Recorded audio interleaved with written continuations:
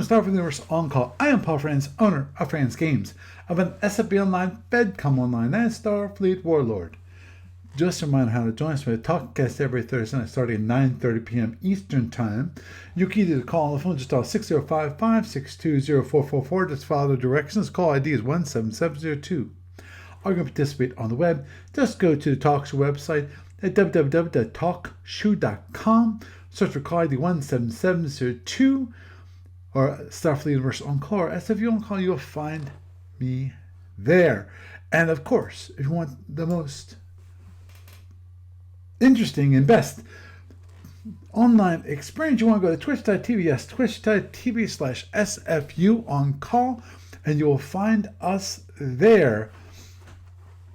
And of course, if you need to contact me for any reason, my email address is sfuoncall@gmail.com. It's sfuoncall@gmail.com.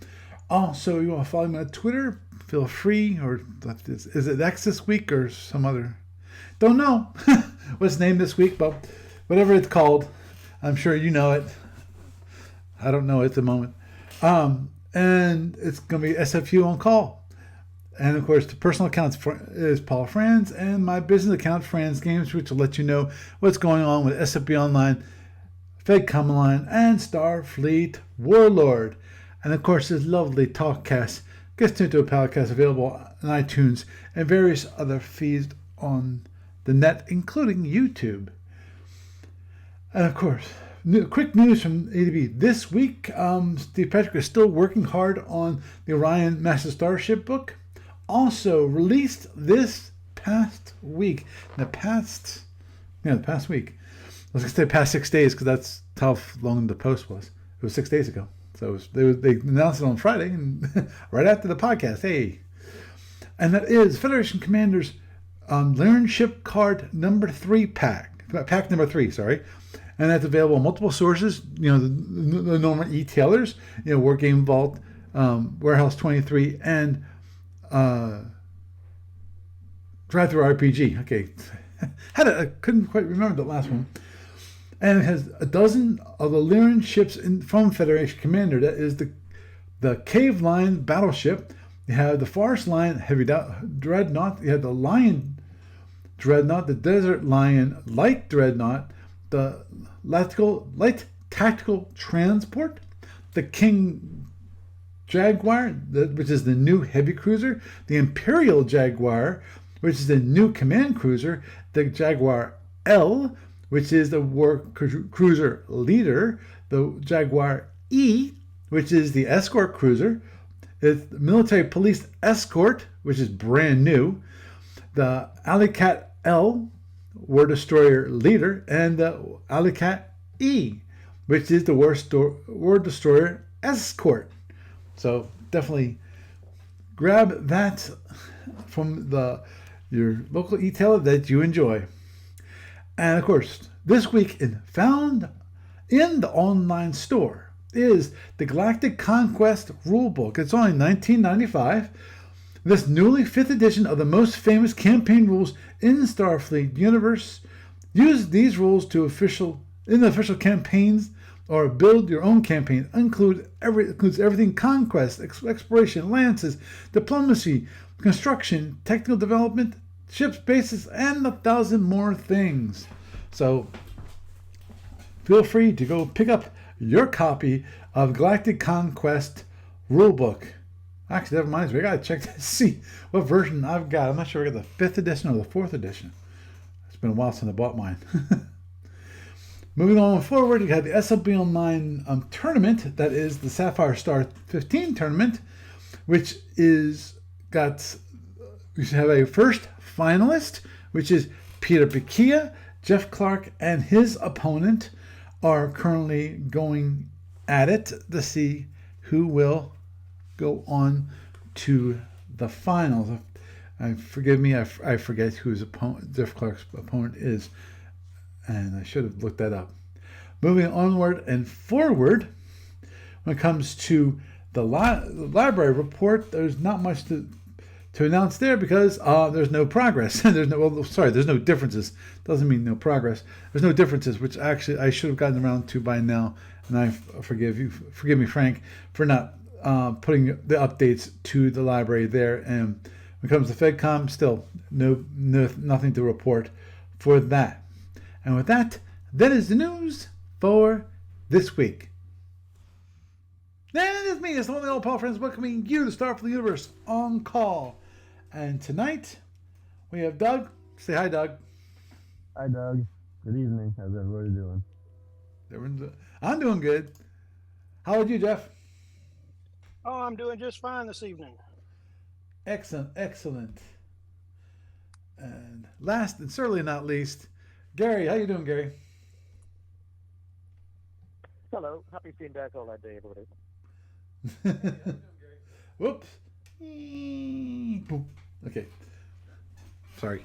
Had to fix Twitch on my iPad so that you guys couldn't hear it. Oh boy. Hold on. Give me a sec here. Da-da-da. And okay. Do-do-do. And okay, I think that's better. Sorry, the video looked really awful. I was kind of blurry. It's like, okay, I know one way to fix it. It to the audience, it's annoying, I'm sure, because I have to basically put my hand in front of the camera so it will refocus. Because it's autofocus, which is fine, but I'm not going to complain about that because I can't imagine me actually spending the time each and every time I set up my podcast setup that I have to manually focus the camera to be the proper distance and so forth. So I'll deal with some minor issues. But anyhow, the one topic actually I was thinking about for tonight is actually brought up by a YouTuber, a YouTube. I was gonna say fan, follower, yeah. Lord knows, Patience Zero, always seems, not always, but gives me probably the most feedback of anyone on YouTube when it comes to the videos I post. Usually it's about ADB and how they should sell the company and all that kind of thing, but that's neither here nor there, because at the moment ADB hasn't sold the company, so you can.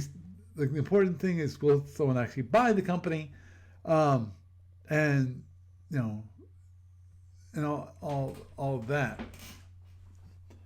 Obviously, I think everyone here would like that. I think if it meant what we want, which is, of course, that there'd be more money invested in SFB, the marketing would be ramped up, the development of the product would increase. Now, this is always, to me, the most difficult things of anything when it comes to that, meaning that the whole issue of when you have a product, I'm thinking let's say a book, because when it comes to game design, a book is a pretty good analogy for a game, which is, you got, in the case of a book, you got a set of background material, you got a set of characters and so forth that are already in the universe, and in some cases the author in his own mind has ideas about where plot lines are going to go and so forth. I'm thinking of, Herbert, wrote the Dune series. That he had one, I forget, he did not complete the last Dune book of his, or that the next Dune book was written by his son. I forget which. Yeah, he wrote several. I know he wrote, Chapter House Dune, Messiah, Dune Messiah. There's another one. Can't God remember. Emperor. God Emperor. Thank you. Because I've read every single of those novels all the way up to Chapter House Dune, and then there was one that came after that, and I did not read that one, but I think that was written by his son. But the point here being that in the case of that in that possibility, or possibly inevitability, let's say that, if Steve Cole never sells the company, that at some point he's going to die, and someone's going to have to continue on the legacy of writing more background material, more empires and so forth. The key as like an author, which is that the feeling, maybe not as much as the style, because I don't think anyone could really match the style, but you have to be consistent when it comes to the way things are laid out, the way things are presented, and the consistency with also the background material, which actually, in the case of the Starfleet universe, SFB, and the associated products to SFB, are consistent with each other, consistent with the current background material. Yes, you can tweak things a little here, a little there, but you can't all of a sudden, that, let's say, the Federation all of a sudden had this major technological difference, whether it's a new weapon or a new system or whatever that they never had before, and then they said, it's always existed and so forth. It's like some of the issues that I know there's Star Trek fans that have this issue, and that, yeah. Leave him. And the Star Trek people have this issue, which is, of course, the inconsistency that sometimes occurs because who's ever writing for Star Trek for that book says, I need to have this little thing here, a little thing there, but it's not consistent with the quote unquote the technobabble of Star Trek. How the universe supposedly works. Now, just to get on a tangent there for a moment, that is that, in my mind, I think when it comes to technology and the way faster life works and so forth, I feel like, and now, science might prove me wrong at some point in time, and Lord knows that might happen a couple of centuries down the road, and I don't think anyone will remember me at that moment in time. Which is, I always feel like Star Wars has a more realistic approach when it comes to faster than light travel. That is the whole idea of hyperspace, which allows you to fly faster than the speed of light. Yes, you still have to travel in that. And it takes a while. You might, it might take you a day or 2 days to travel, many parsecs or whatever. I'm not sure I get the distances right, but it takes time.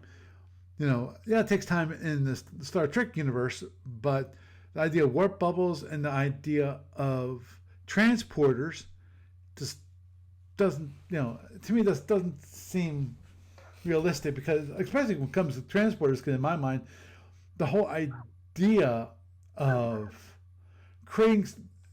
breaking down something that's organic and then recreating it as an exact duplicate, because that's what you're creating. You're destroying something and recreating it. That's what you're doing. I feel like that's impossible to do at such at a subatomic level that would be required. So Well, yeah, at our tech level, it pretty much is.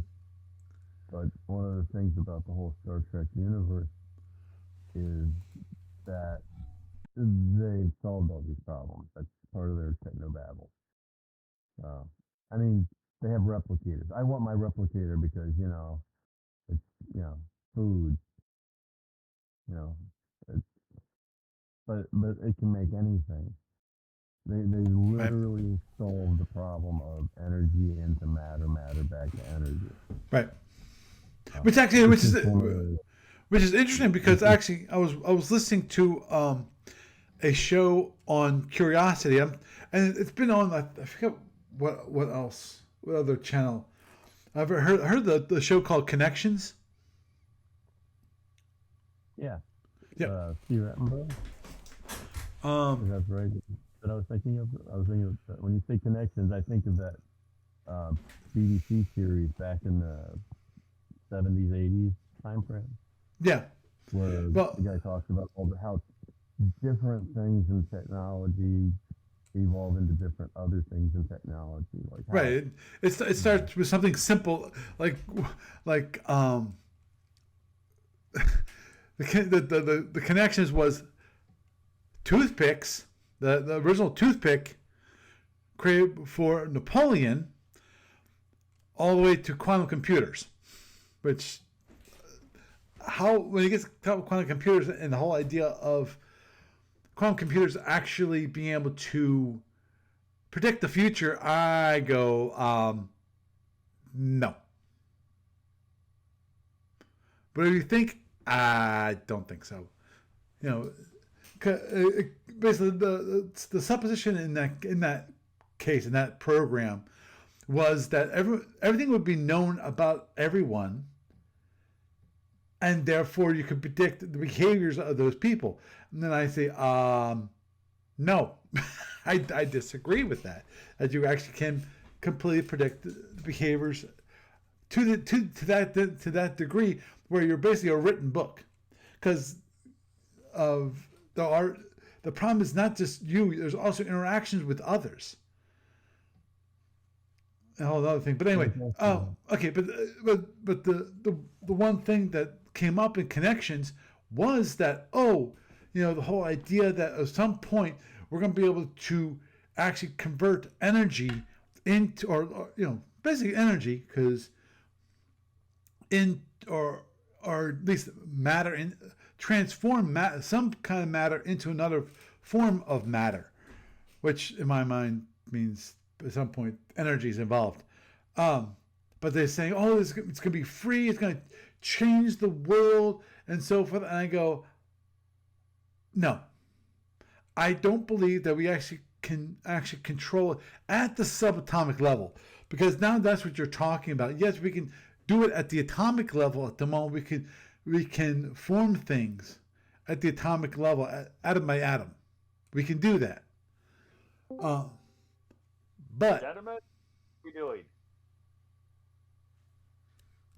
excuse me. Hi. Hello, Frankie. Yep. Okay. Oh, Paul. Yes. I'm in the wrong channel. Apologies. I was supposed to go to channel number 2. All right, I'm out of here. Okay. See ya.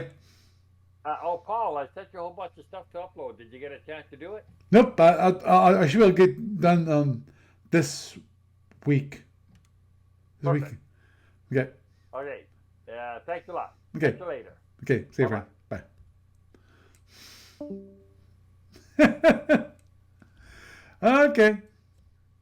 This is what happens when you use Discord, and actually, in theory, there's other ways of using Discord that I could do better. But anyway, and the whole idea was that because you can control things at the atomic level, you can actually develop it so that you can control the atoms to put them together to create whatever you want. You can create water, you can create whatever, and So listen, everything would be free. You could be able to create whatever you wanted, and then going, nope, nope. Because yes, you can arrange atoms, but the question is, okay, you can have a hydrogen atom, you can have an oxygen atom, and in theory, at the moment, we can control where they go.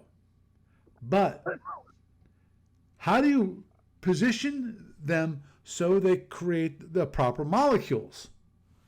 Yeah, it gets difficult because now you're talking about the forces between the atoms themselves. So that's the only reason I bring up connection. This is a restart of the original connections, is what it is. So, boy, I'm surprised people keep going in and out of don't know. But anyway, having problems, Gary? Yeah, the line keeps dropping every like 10 minutes or so.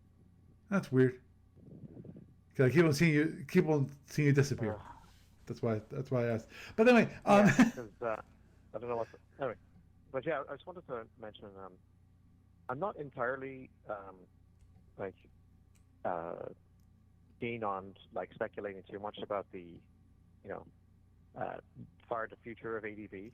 oh yeah, But what I would say though is that, but however, that said, by point of comparison, I would go back to a topic we've spoken about previously on the on the recording, and that is BattleTech, because as you know, it's an ongoing universe. It is also a universe that's changed hands a number of times in terms of both its the actual people who the actual company that is responsible for running it, and also who owns the IP, which they're not the same thing anymore, and also the creative team that's involved, because even with the current IP holders, Pops own the IP for the tabletop battle game and for the role-playing game, but Microsoft own the rights to the video games. That's why MechWarrior 5, or the Clans one that's coming out, is like PC and Xbox. I think it's Xbox as well. No. But even with Catalyst Game Labs, they've gone through at least one period of turnover in terms of who the main line developer is. right. So, for example, the team that was in place basically to try to catch up to the Dark Age clicky game was one thing, but then an entirely new, well, not entirely new, but a largely new, like development team, like a new line developer, a new assistant line developer took over in the run up to the current Il Clan era in terms of like, and that involved like a major pivot in terms of where the main storyline was going to go into the new time period that the game is in now. But also, because of the underlying history of the BattleTech universe, it's been filled in significantly. Like there's new era products that go back to the first Star League or to the clan, the formation of the clans, like in the Periphery and so on. But the underlying history and also the range of battlemechs and tanks and aerospace units and so forth that are available in certain time periods, like the Succession Wars or the early clan invasion and so forth, remain consistent. So it's basically probably the most similar to the Star Trek universe in the sense that just as there's a set structure for how the history of the Alpha Octant is told, and also how the technologies used by, like, as you were saying, the Federation and also like the Klingons and so forth, has been mapped out at least up until Operation Unity, because we'll wait to see what Module X2 has in store for us. Similarly, the current caretakers of BattleTech, they're mindful to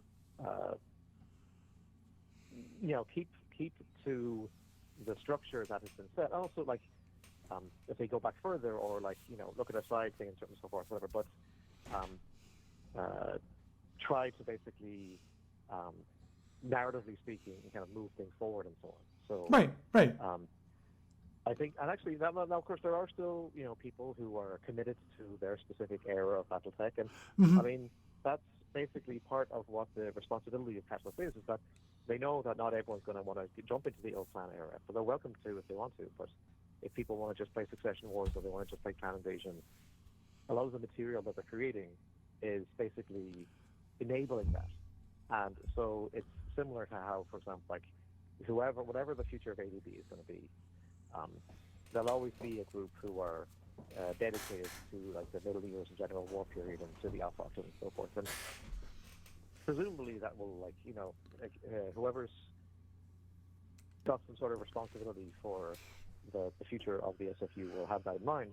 But hopefully that won't foreclose the possibility of moving into further into Omega or further into the X2 era or further into other things, just as Catalyst, not even just like staying in the inner sphere, they've also, like, for example, a few years back, because when the clicky game moved into the Dark Age and skipped about 80 years into the future in universe, they basically never really covered what happened in the clan homeworlds and why there's been no contact with them. And about 10 years ago, Catalyst basically created an award-winning book called Wars of Breathing, and it was like the first major plot point in the setting that was theirs and not a leftover from a previous thing, and it was very successful. And it actually led to a few developments that are even still happening in the deep periphery. Like the homeworlds themselves are still off the table because they haven't figured out what they're going to do with them. But one of the clans that escaped the homeworlds, the Goliath Scorpions, they've become almost like a separate a clan apart, both from the ones in the inner sphere and also from the homeworld. So they've got a very interesting further development in their corner of the periphery.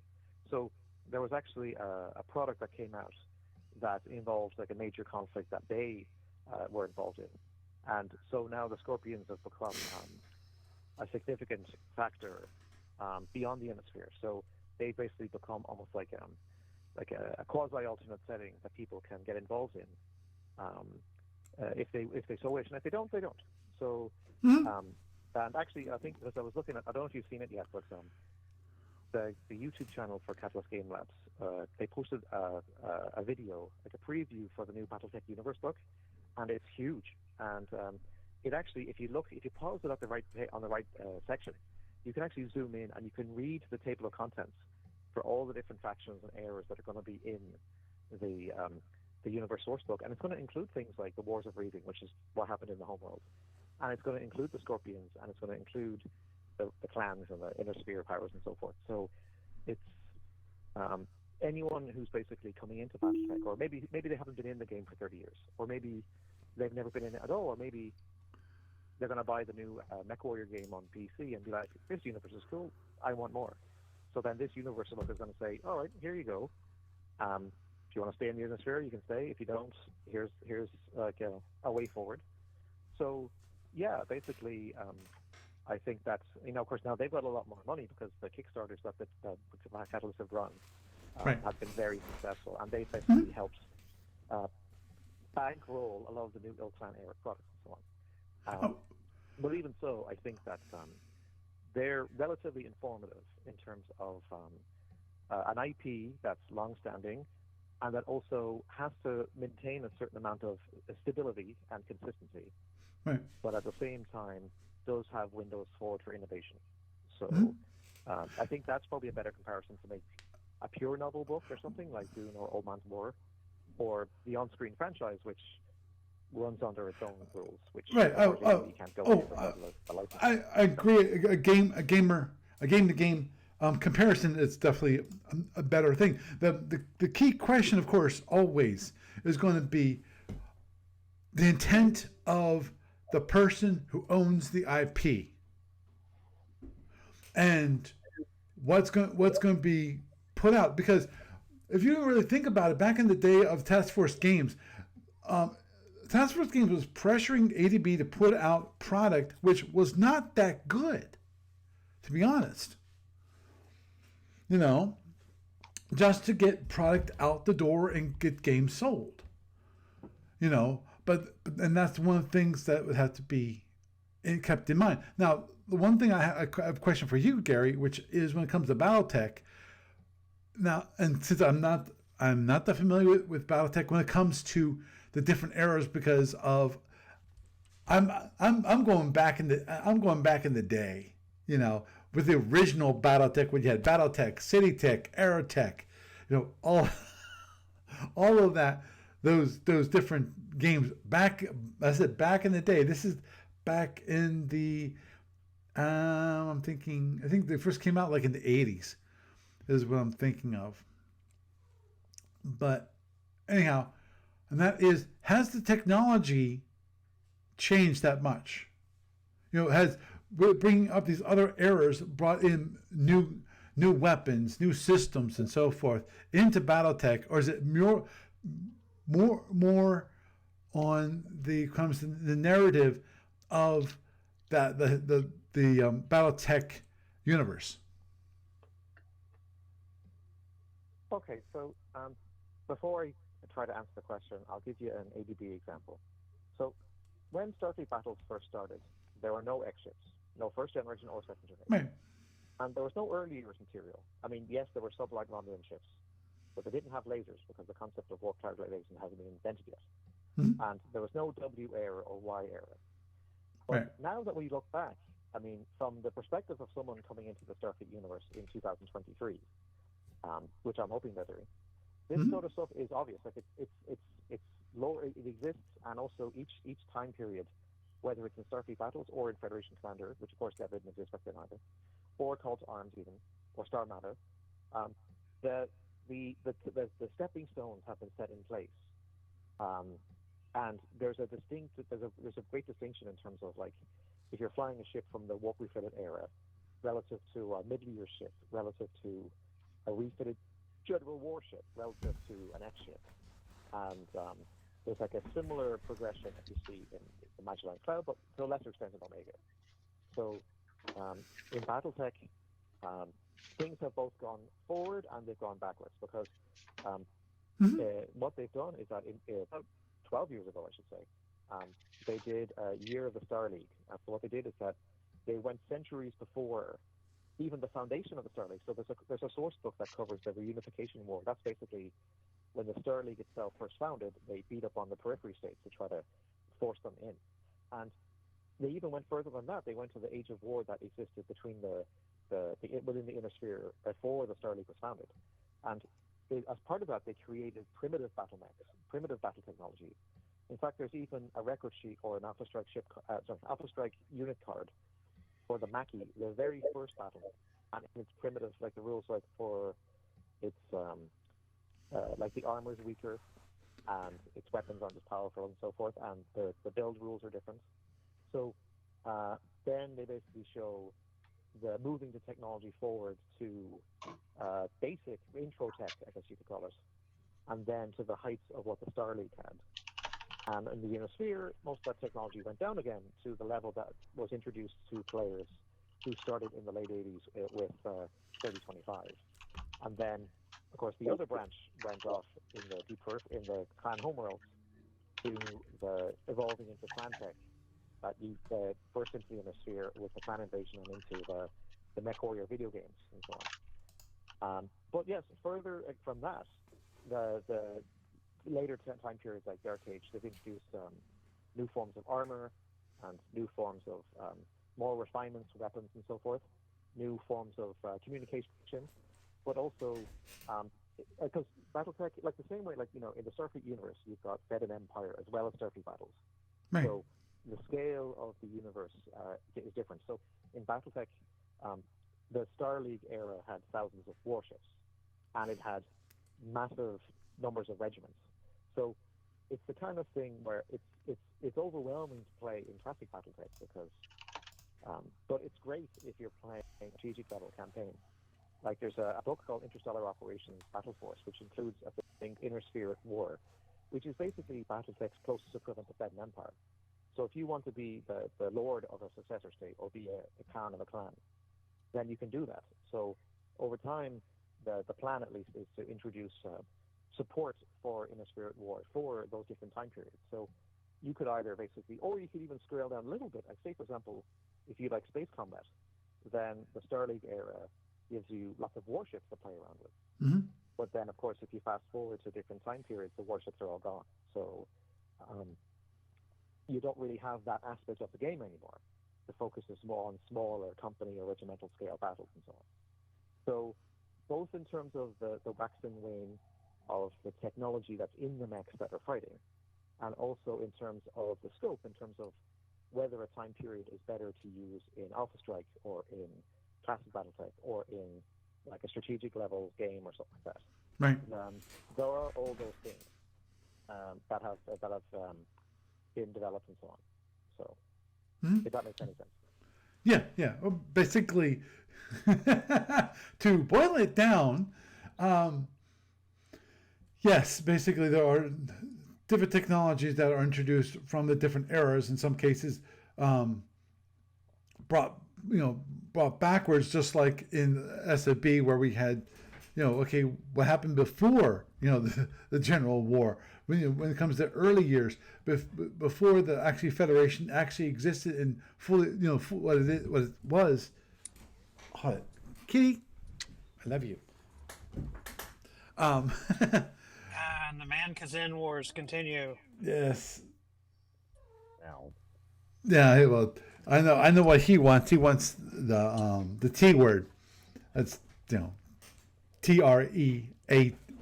TREATS. That's what he wants. And I was like, nope, it's not time. Actually, it is kind of time. Normally, this is around the time that he gets those, but not on podcast tonight. They get them late, so he has to deal. But anywho, yeah, that's basically the point, and which means that in both, obviously, since it was done by ADB and more importantly Steve Cole, under the direction of Steve Cole, that the rules and the actual weapon systems were consistent when it comes to being within the Starfleet universe. So And balanced, consistent, tuned, right. and balanced. Well, balanced to a certain degree, because all I gotta say is one word: Omega. And Yeah, well, how much has he worked on Omega versus how much has he worked on Alpha? I understood. I know it originally was created by Bruce Grawl, and Lord knows, it definitely could use some work. They said they did some work. They did some work to clean up the rules and so forth. But when it comes to the balance within the Omega Octant, and the different possible conflicts that happen, because Lord knows, if you look at the Omega map, you'll see that the conflicts range all over, and it rarely. It's not that I'm not saying that they all would have faced each other, at some point in time, but they faced a lot of each other, So it wasn't just. It's not as limited as in with the Alpha Octant. Yes. In fairness, even in the Alpha Octant, I mean, the eastern and western sides don't play each other, especially in Fed Commander. Oh yeah, well that's what I was saying. Empires are. I was just saying that Omegas, they face a larger variety of empires than in the Alpha Octant. Usually, the Zinnis don't usually face the Romulans, Well, except during Operation Remus. But I think what I was trying to get at is where was I getting at? Yeah. So I think that Omega and also maybe the LMC as well. It's actually kind of like interesting to think, how would the development of those places been had both A Call to Arms and Federation Commander existed at that time? So actually, technically, I think Klingon Border came out just around the time that Module C5 came out. But because if you think about it like this, in regular Starfleet battles, you can play squadron battles and you can play fleet battles. But really, the core of the game is really mostly suited towards duels between cruisers. It gets muddier the more the bigger force that you use. But like in Federation Commander, the main focus is on squadrons. Right. You pick a certain point value and then assemble your ship cards for that point. And The hope is that basically the squadrons will be balanced against each other, even if the individual ships, one is more or less powerful than the other. And something similar with a Call to Arms Starfleet, where you're probably taking a larger force than that even.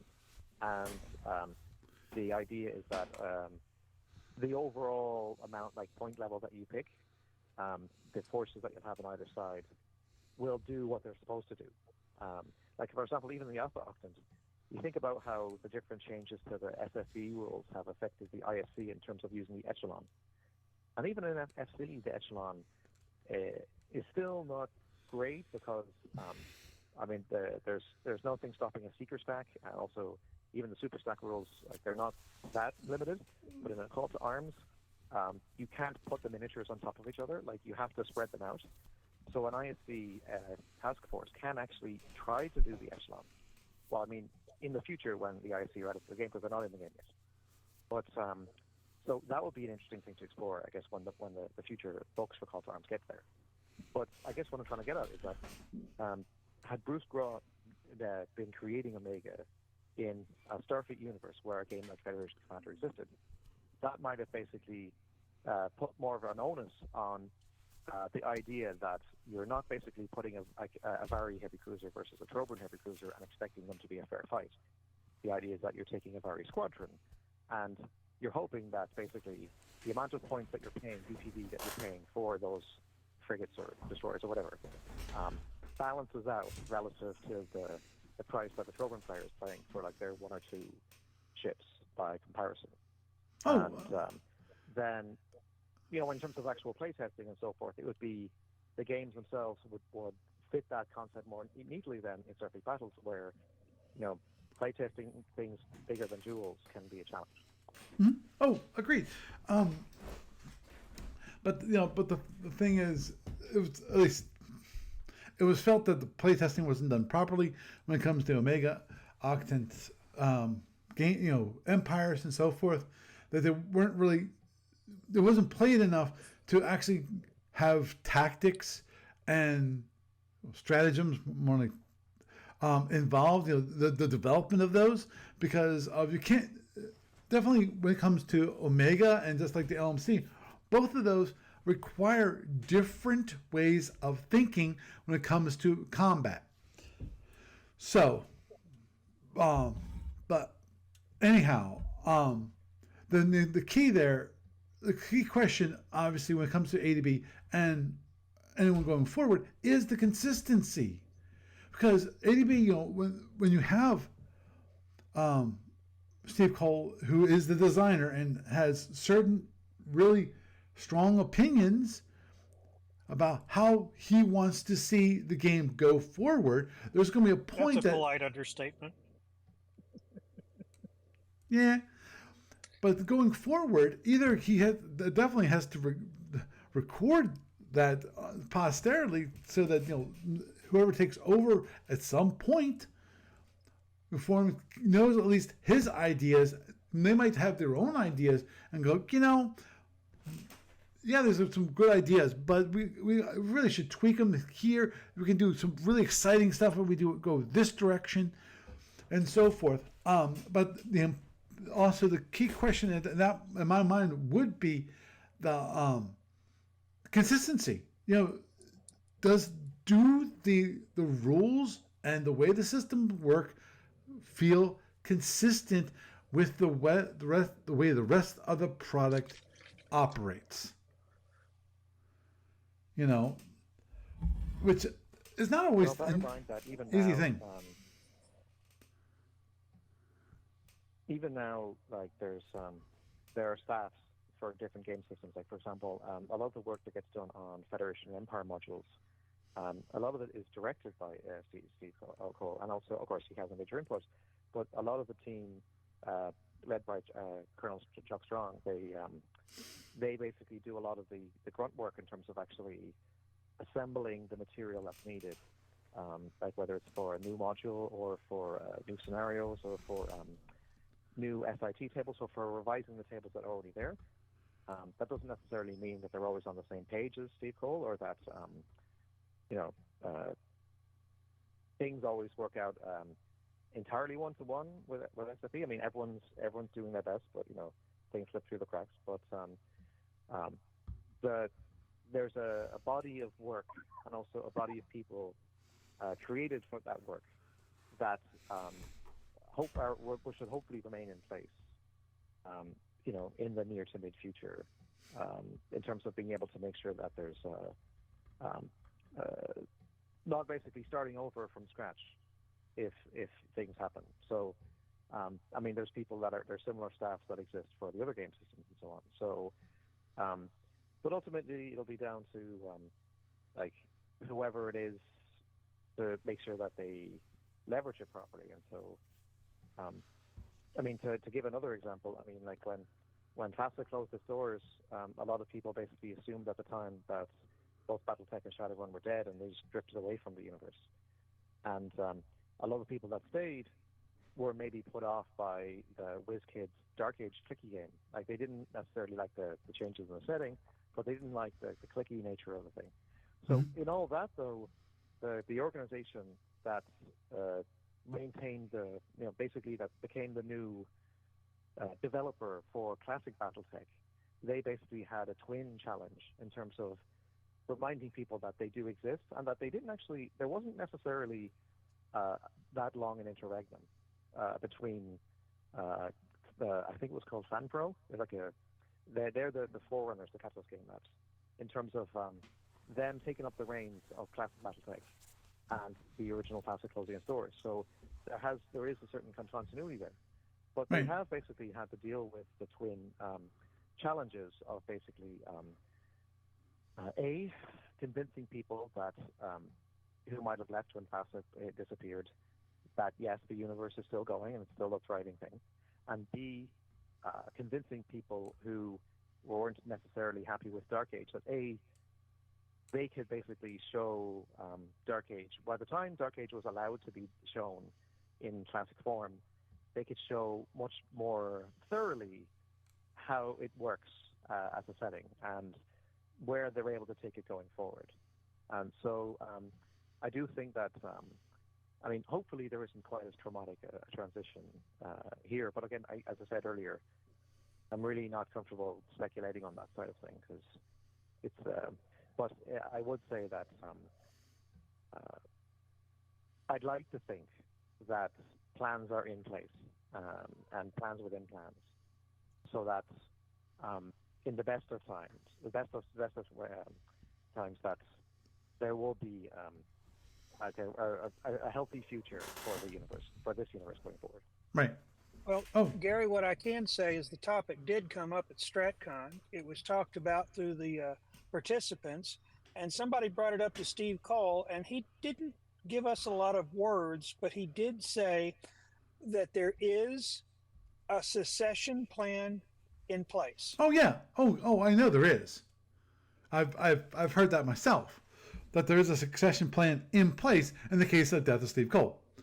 And it's like it's gone back to the same thing that they used to talk about in other kinds of volunteer organizations. Now, this is not one, but back when I was active in the SCA, everybody had to have a deputy. Every group officer had to have a deputy, and every group officer had to have a drop dead box. That way, if you got clipped by a drunk driver and died, your deputy could ask for the drop dead box, and nothing would be lost. So that's just good business practice. Right. Oh, agreed. It's like the whole idea of CEO succession. You know, when Steve Jobs, was not long for this world, that he had all set for Tim Cook. And of course, at some point, Tim Cook is going to have to reveal. I'm sure he's got someone in mind at the moment. I'm not sure if he's talked to the board about it yet, but things like that. And I'm sure he's thought of his successor that currently is within the company and so forth. Because that's part of having a smart business.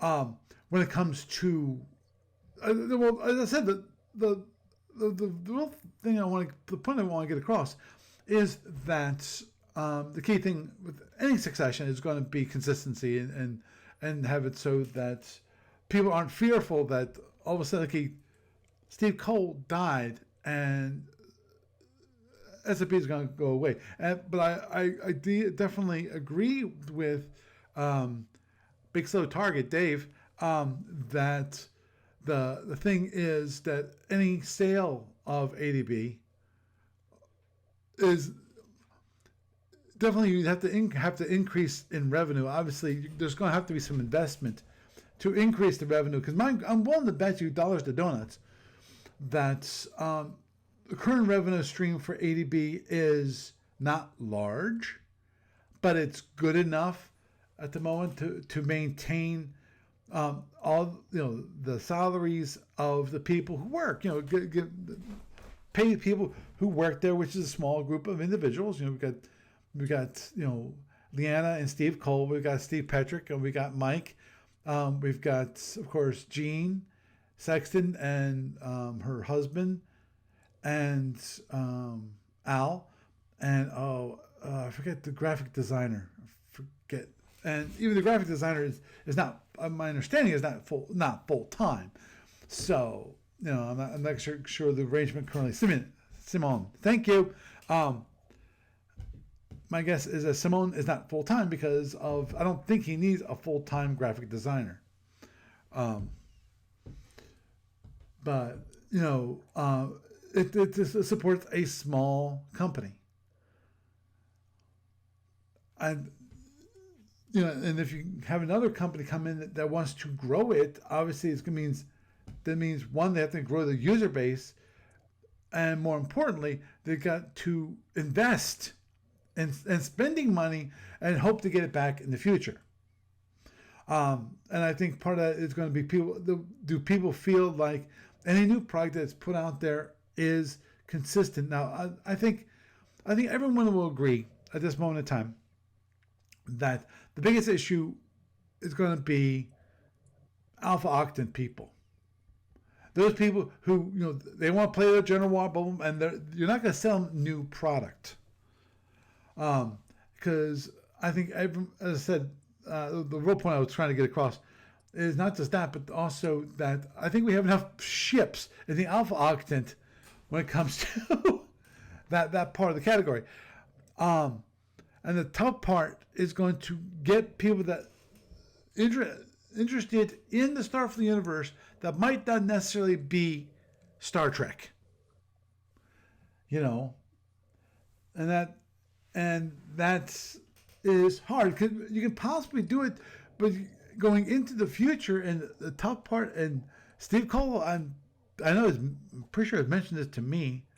I'm sure he's mentioned it to others, which is the big issue is that as you advance SFB into the future, meaning future-wise of the timeline of SFB, is making sure that these more modern ships don't run afoul of Paramount's IP. Yeah. Because otherwise, staying clear of Imperial entanglements would be a serious challenge. Yep, exactly, and that's so. It's why there is no quote unquote hardware upgrade for photon torpedoes in the X-Tech charts, because one of the things that Paramount has specifically mentioned to Steve is that the SFU Federation can't have anything approaching a new torpedo type, aka quantum torpedoes. Right. Not to be confused with quantum wave torpedoes, but right. That's because the quantum torpedoes were from the cinematic canon. Right. Oh, agreed. Now, I don't think we'll ever get away from photon torpedoes for Federation. Now, how they operate might change, and I think the whole idea when it comes to second generation X ships and what they originally done, that's something that might be done in the future. Maybe not second generation, maybe third. But that I can see it going that far. But the tough part, and I think there's so many people that'd be interested in what the second generation X ships would actually be, and of course with the Zorkalians, and yes, I love you. What to say? Say. The Man Wars are brutal tonight. Yep. He wants a lot of attention, and say hi, Zooks. Hi, Zooks. Goodbye, people. Now, let's get you from entangled of my. Oh, there it goes. And that's all we're going to hear from he who interrupts the Thank you. podcast. No, Zooks. No, not now. Yeah. I think that is my clue to go feed him and say goodnight to you guys. Aww.